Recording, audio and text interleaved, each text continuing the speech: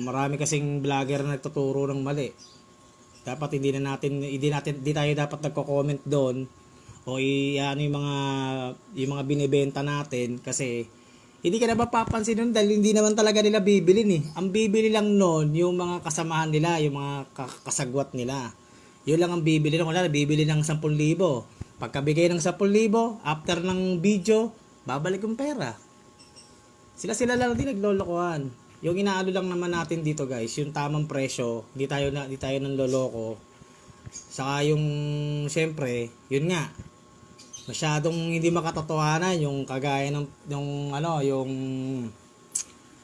1972 saka 1974 nagkakahalaga ng 5,000. Ang presyo alam po niyan 2 piso hanggang 5 piso. Pag proof baka mas mataas pa sa yun, di ba?